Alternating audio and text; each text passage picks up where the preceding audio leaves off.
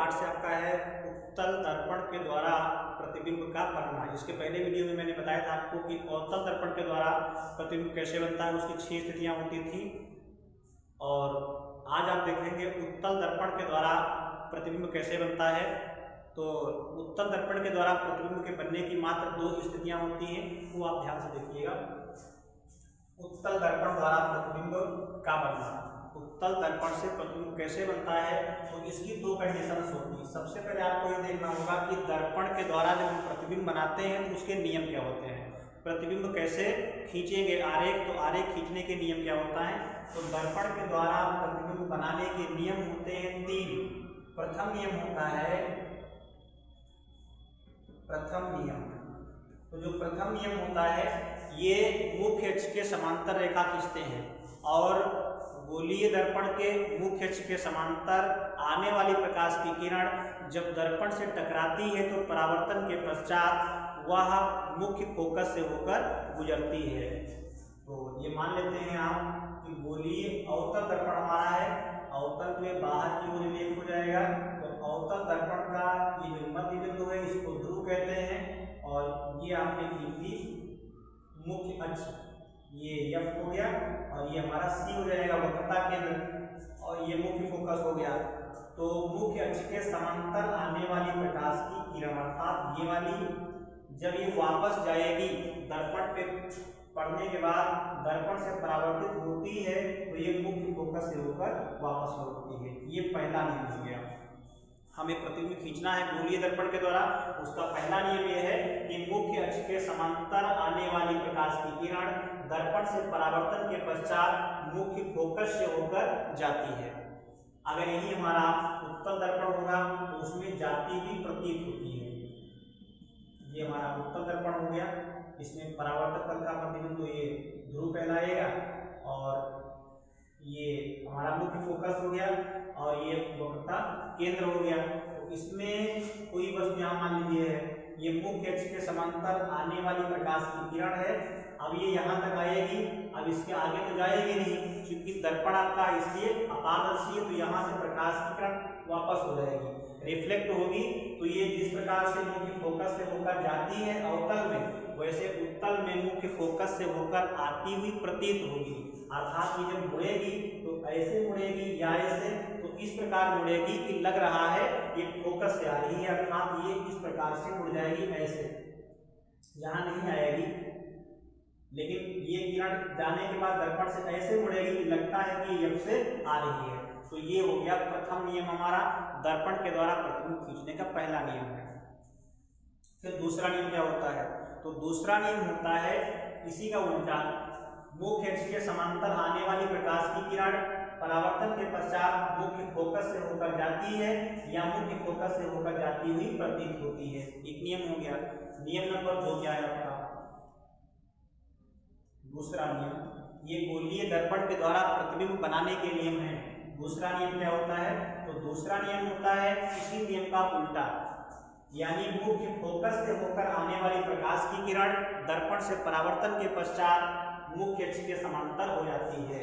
समांतर आई थी तो परावर्तन के पश्चात मुख्य फोकस से निकली थी, और जब मुख्य फोकस से आएगी तो परावर्तन के पश्चात मुख्य अक्ष के समांतर हो जाएगी। सेम इसी का उल्टा बिल्कुल।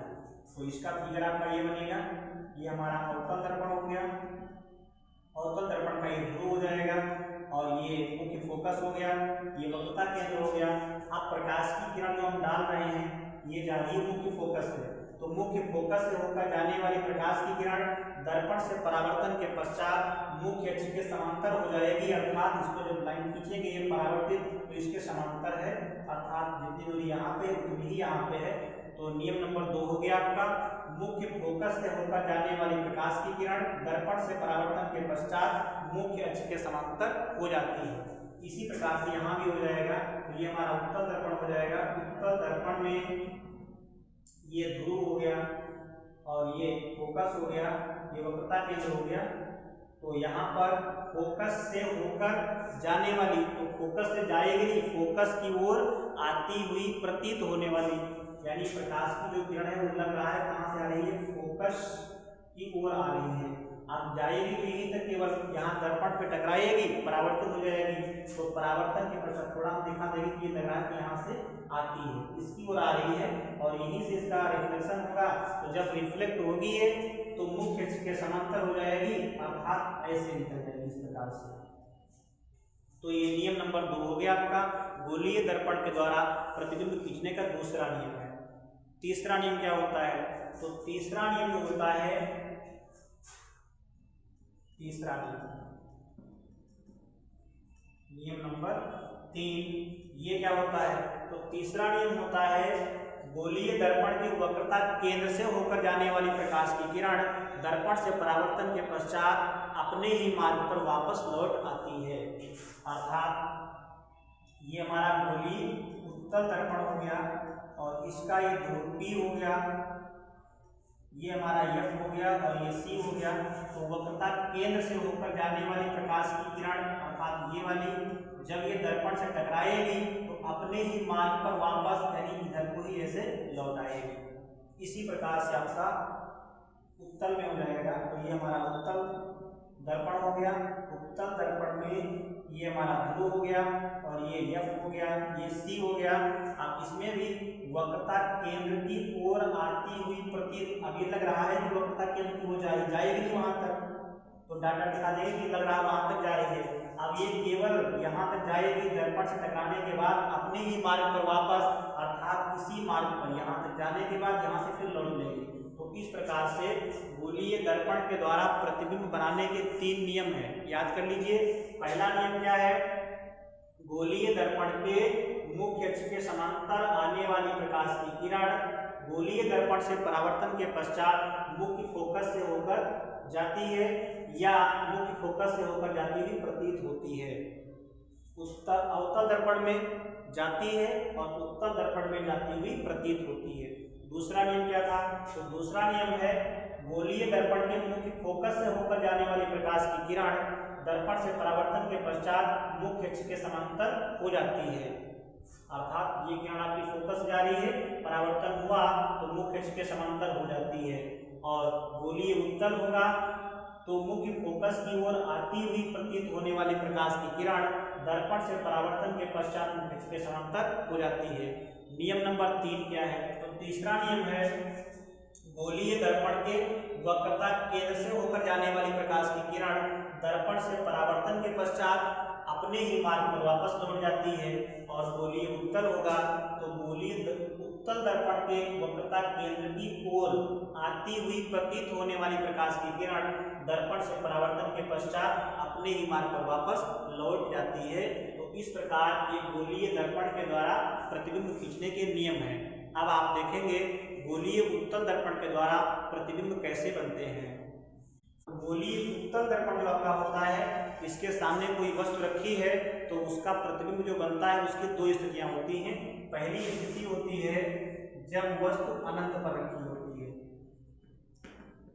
जब वस्तु अनंत पर रखी होती है तो हमारे पास गोलीय उत्तल दर्पण है। गोलीय उत्तल दर्पण जिसमें परावर्तक तल जो होता है वो बाहर की ओर उभरा हुआ होता है, अर्थात ये बनाएंगे हम गोलीय उत्तल दर्पण। मान लेते हैं माना M1 M2 एक हमारा गोलीय उत्तल दर्पण है और उत्तल दर्पण का जो वक्रता केंद्र और मुख्य फोकस होता है वो दाईं ओर होता है, ये दर्पण का ध्रुव है। परावर्तक पृष्ठ का जो मध्य बिंदु होता है वो दर्पण का ध्रुव कहलाता है, तो ध्रुव P हो गया। और इसका जो वक्रता केंद्र क्या होता है? तो गोलीय दर्पण जिस खोखले गोले का बना होता है वह उसका केंद्र, गोलीय दर्पण जिस खोखले गोले को काट के बनाया गया है उस गोले का जो केंद्र होता है वो गोलीय दर्पण का वक्रता केंद्र कहलाता है। तो ये C हो गया और P और C का मध्य बिंदु जो है आपका ये F होता है, मुख्य फोकस हो गया। तो पहली कंडीशन में जब वस्तु अनंत पर रखी होती है, वस्तु अनंत पर होगी तो हम समांतर किरणें दिखाएंगे और ये मुख्य अक्ष के समांतर आने वाली प्रकाश की किरण है, क्योंकि अनंत पर वस्तु है इसलिए कुछ दूरी तक हम इसको डाटा दिखा देंगे। इसी प्रकार ये किरण नीचे दिखाएंगे मुख्य अक्ष के, तो तो ये भी कर देंगे डॉट डॉट इस दूर तक, क्योंकि अनंत से किरणें आपकी आ रही है, कहाँ से आ रही है, तो अनंत से आ रही है। जब बस तुम्हारी अनंत पर रखी है तो मुख्य अक्ष के समांतर आने वाली प्रकाश की किरणें दो डालेंगे, और आपको नियम अभी बताए हैं हम कि मुख्य अक्ष के समांतर आने वाली प्रकाश की किरण दर्पण से परावर्तन के पश्चात कहाँ से जाती है, तो मुख्य फोकस से होकर जाती है या जाती हुई प्रतीत होती है। तो यहाँ पर क्या हो जाएगा, इसका परावर्तन होगा। तो जब इन किरणों का परावर्तन होगा तो इस प्रकार होगा कि ये लग रहा हो मुख्य फोकस से आ रही है। तो मुख्य फोकस हमारा ये है, अर्थात इस प्रकार से इनका परावर्तन करा देंगे आप ये, और ये लगा कि यहाँ से आ रही है, अर्थात ऐसे इसको मोड़ देंगे। इस प्रकार से अब ये किरण परावर्तित हो गई, ये भी किरण परावर्तित हो गई। और आपको पता है कि प्रतिबिंब कैसे बनता है, तो जब परावर्तित किरणें जिस बिंदु पर मिलती हैं या मिलती हुई प्रतीत होती हैं तो वहीं पर प्रतिबिंब बन जाता है। तो ये हमारी किरणें जो परावर्तित हो रही है तो मिलेगी नहीं, इसलिए इनको हम पीछे बढ़ा देते हैं। जब पीछे बढ़ाएंगे तो पीछे बढ़ाने पर ये किरणें हमारी जहाँ मिलेंगी वही वस्तु का प्रतिबिंब बन जाएगा। तो इन किरणों को हमने बढ़ाया है, डॉट डॉट दिखा देंगे। ये कहाँ मिल रही है, मुख्य फोकस पर मिल रही हैं, अर्थात जब हमारी वस्तु अनंत पर रखी होती है तो उत्तल दर्पण उन वस्तुओं का प्रतिबिंब कहाँ बनाएगा, मुख्य फोकस पर बनाता है। अब ये प्रतिबिंब की स्थिति क्या है, प्रतिबिंब जो बना है हमारा उसकी स्थिति क्या है, मतलब कहाँ पर बना है, तो हम देख रहे हैं कहाँ बन रहा है, मुख्य फोकस पर बन रहा है। और दर्पण के सामने वस्तु रखी है, प्रतिबिंब पीछे बन रहा है, तो दर्पण के पीछे बनेगा। प्रतिबिंब कहाँ बनेगा, तो इसका उत्तर है दर्पण के पीछे बनेगा। और कहाँ पर बनेगा, तो मुख्य फोकस पर बनेगा, मुख्य फोकस पर। दूसरी स्थिति हो गई है। और नंबर 2 प्रकृति, प्रतिबिंब जो बना है उसकी प्रकृति क्या होगी, कैसा होगा प्रतिबिंब। तो चूंकि प्रकाश की किरणें वास्तव में नहीं मिलती हैं, मिलती हुई प्रतीत हो रही है, इसलिए जो प्रतिबिंब होगा वो हमारा काल्पनिक होगा, मतलब आभासी होगा। जब किरणें वास्तव में काटेंगी तो वास्तविक होगा, और जब किरणें वास्तव में नहीं काटेंगी, उनको बढ़ाने पर वो काटेंगी तो आभासी होगा। और जो प्रतिबिंब आभासी होता है वो सदैव सीधा होता है, इसलिए प्रतिबिंब जो बनेगा वो आभासी होगा और सीधा होगा। फिर हमें देखने में लग रहा है कि प्रतिबिंब बिल्कुल छोटा सा है, अर्थात बिंदु के आकार का बनेगा, बहुत छोटा बनेगा। तो इसको हम भी कहते हैं बिंदु के आकार का। तो इस प्रकार अगर बोलिए उत्तल दर्पण हमारा है तो उसके सामने अनंत पर कोई वस्तु रखी होती है तो उसका जो प्रतिबिंब होता है वो दर्पण के पीछे मुख्य फोकस पर आभासी, सीधा और बिंदु के आकार का प्राप्त होता है। आप देखते हैं स्थिति नंबर 2, केवल 2 ही स्थितियां होती हैं उत्तल दर्पण में, केवल 2 ही स्थितियां होती हैं। तो दूसरी स्थिति क्या हो जाएगी, तो एक स्थिति में हमारी जो वस्तु रखी वो अनंत पर होती है, दूसरी स्थिति में अनंत से थोड़ा और आगे बढ़ेंगे तो अन्य बिंदु कोई है ही नहीं हमारा, मुख्य फोकस हमारा वो भी दाहिनी ओर है, वक्रता के अंदर दाहिनी ओर है, इसलिए अनंत पर। उसके बाद जब बढ़ेंगे तो अनंत और ध्रुव के बीच कर देंगे वस्तु को। बस 2 ही स्थितियां हैं। और दूसरी स्थिति है उत्तल दर्पण के सामने वस्तु अनंत और ध्रुव के बीच रखी होती है। तो दूसरी कंडीशन ध्यान देंगे आप, उत्तल दर्पण हम बनाएंगे पहले, मान लेंगे हमारा M1 M2 जो है एक उत्तल दर्पण है, और जो उत्तल दर्पण है उसका परावर्तक पृष्ठ बाहर को उभरा होता है, यानी लेप हम इधर लगाएंगे। अब ये हमारा मुख्य अक्ष हो गया, तो ये दर्पण के परावर्तक का मध्य बिंदु हो गया, क्या कहलाता है, ध्रुव। और इसका वक्रता केंद्र हो गया, ये मुख्य फोकस हो गया। वस्तु को कहाँ रखना है, तो अनंत और ध्रुव के बीच, अर्थात यही कहीं पर दिखा देंगे हम। तो ये वस्तु हमारी हो जाएगी AB, और इसके टॉप पॉइंट जो बिंदु A हमारा है, चूंकि जो प्रतिबिंब बनता है वो एक बिंदु का बनता है, तो हम केवल एक बिंदु को दिखाएंगे, और वस्तु हमारी मुख्य अक्ष के लंबवत है तो हम भी लंब डाल देंगे मुख्य अक्ष पर, प्रतिबिंब प्राप्त हो जाएगा। तो अब यहाँ क्या करते हैं, बिंदु A से तो प्रतिबिंब बनाने के 3 नियम में से पहला नियम क्या है, मुख्य अक्ष के समांतर आने वाली प्रकाश की किरण। तो हम बिंदु ए से मुख्य अक्ष के समांतर आने वाली प्रकाश की किरण खींचेंगे और ये वाली किरण होगी, ये दर्पण से परावर्तन के पश्चात कहाँ से जाती है, मुख्य फोकस से होकर जाती है या जाती हुई प्रतीत होती है। तो मुख्य फोकस ये हो गया, इसको हम परावर्तित कर देंगे इस प्रकार से, अर्थात ऐसे परावर्तित हो जाएगी।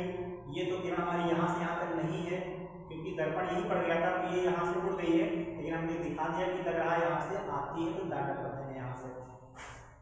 फिर देखेंगे दूसरी प्रकाश की किरण कौन खींचेंगे, तो वक्रता केंद्र की ओर आने वाली, ये हो गया वक्रता केंद्र यहाँ पे है, तो इसकी ओर आने वाली ये प्रकाश की किरण है, लेकिन यहाँ तक जाएगी, इसके आगे तो जाएगी नहीं, दर्पण के पीछे नहीं पहुंचेगी ये, क्योंकि पारदर्शी नहीं है, दर्पण आपका अपारदर्शी होता है, तो इसलिए आगे हम डाटा खींचेंगे, यानी ये जो लाइन होगी वो हमारी डाटा यहाँ से है। अब ये इधर तक आ रही थी, अब इसका रिफ्लेक्शन होगा, जब परावर्तन होगा तो अपने ही मार्ग पर वापस जाएगी। वक्रता केंद्र से होकर जाने वाली प्रकाश की किरण परावर्तन के पश्चात अपने ही मार्ग पर वापस जाती है, तो इसको वापस कर देंगे इसी मार्ग पर।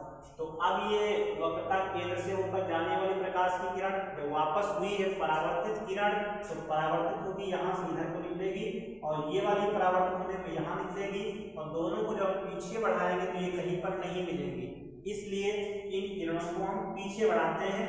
तो पीछे जब बढ़ा दिया हमने, ये बढ़ा दिया, तो दोनों यहाँ पे क्रॉस कर रही हैं, जहाँ क्रॉस करेंगी वो बिंदु ए का प्रतिबिंब हो जाएगा, तो इसको हम लिख देंगे ए हमारा प्रतिबिंब हो गया।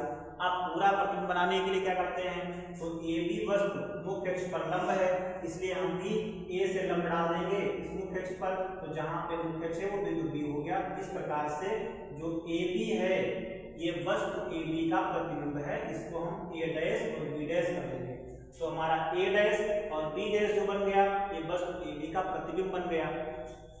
अब इस प्रतिबिंब की स्थिति क्या है, मतलब कहाँ बना है, तो स्थिति क्या है, तो दर्पण के पीछे बना है हमारा, दर्पण के पीछे बना है, और कैसा प्रतिबिंब होगा आपका, कहाँ बना है, तो पीछे बना है, और ये है हमारा मुख्य फोकस, ये है ध्रुव, तो ध्रुव और मुख्य फोकस के बीच बना है, दर्पण के पीछे ध्रुव व मुख्य फोकस के बीच, ये इसकी स्थिति है।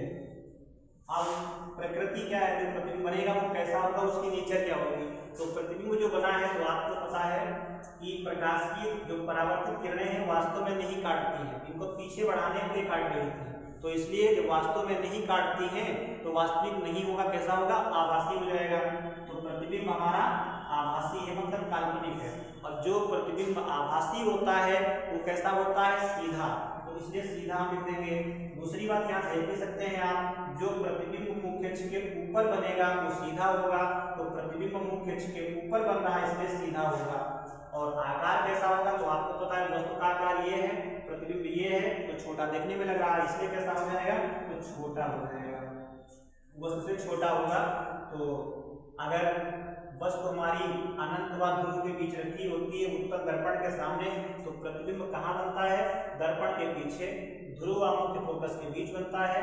कैसा बनता है, तो आभासी होगा, सीधा होगा और छोटा होता है। एक बात और ध्यान देंगे आप, उत्तल दर्पण के द्वारा प्रतिबिंब जो बनता है वो सदैव सीधा बनता है, सदैव सीधा बनेगा, कभी भी उल्टा नहीं बनेगा। उत्तल दर्पण के सामने वस्तु रखी होगी तो उसका प्रतिबिंब सदैव सीधा बनेगा और सदैव छोटा बनेगा, ये भी ध्यान दे देंगे आप, सदैव कैसा बनेगा, छोटा बनेगा।